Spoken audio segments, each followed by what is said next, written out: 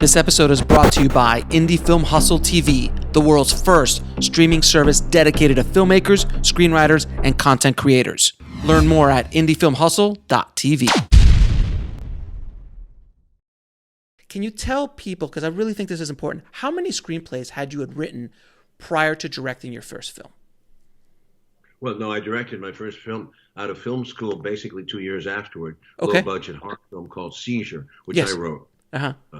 And I had come out of film school in '71 as a writer-director in my mind. Mm-hmm. And that's what I set out to be. That was my dream. And, Godard and Buñuel and the European vague, the Italians too, Fellini among them. I mean, the obvious ones, but they were all leaders in the culture. And I wanted to be one. They were writer-directors, most of them. And Mm-hmm. that's what attracted me to the concept. And I had been a writer before film school. When I was 19, I wrote a book called A Child's Night Dream, which was eventually published in '97.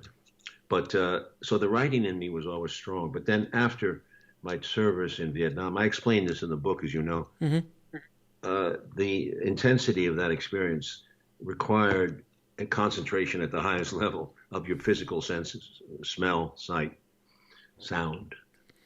You walk in the jungle and, you have to pay really 360-degree attention. That intensity in some way became the camera eye for me, because I had never concentrated on the camera as much as I did there. Mm-hmm. My camera, in my head. And that's what I tried to reproduce when I went to film school on the GI Bill, which Mm-hmm. paid my tuition there. But it was, going out and making a short film is very chaotic. For most of us, you have to get the cooperation of all your fellow students. It's not easy. It's like a Chinese cultural critique session, But each of us made films over that course of those 2 years. Some were successful, some were not. Short films are tricky, but they are an art form in themselves, and you learn a lot. You learn a lot physically, technically. You produce, you edit, you shoot, and you write.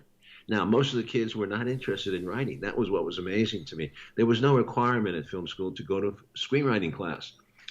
No, none at all. That always bothered me, because I went, maybe a few kids went, and I wrote screenplays during that period. And I learned from these teachers. They were good teachers. They were NYU teachers. And I bought a lot of screenplays and I read them, because they were becoming more available in the 60s. So you could read the screenplay, not from American movies as much as from European films. It's very interesting that, in a sense, the study of film starts with the Europeans. It was over the 70s, it became more and more Americanized. And finally, they started to publish some screenplays. But some of the greatest screenplays in American film I have never seen any copies of them, except unless you go to the studio vaults. So there is a big hole there.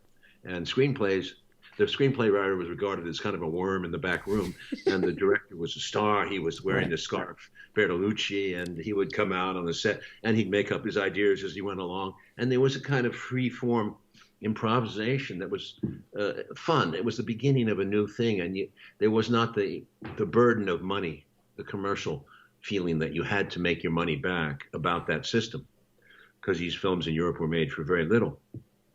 So that was the environment in which but I always was, I was disciplined as a writer. So after I got out of film school and drove a cab and worked in various jobs, got married, went through the whole hardship of trying to make it in the film business, which is very difficult, even in those days, far more perhaps.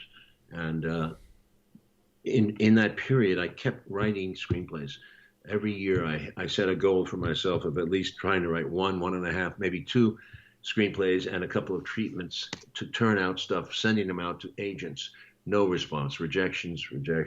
So you say how many? I don't really remember. I would say about 8 to 11, as well as long treatments. One of those treatments, the cover-up, was my first break. It sold, option sold, almost made.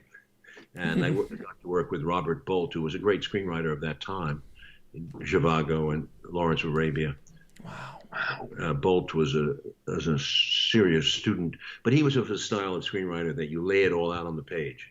The architecture is there. every line of dialogue is there. It's a whole other way, different than film school. So where you're writing more of a treatment. So I was always between the two. I was trying to write the full out screenplay, and at the same time and when I became a director finally, in the business in 85 with 86 with Salvador, and then Platoon, I stayed true to this screenwriter loyalty, which is write the script, write it as much as you can, give on paper before you do it. And I have that mindset. And I think a lot of people underrate that, don't make much of it.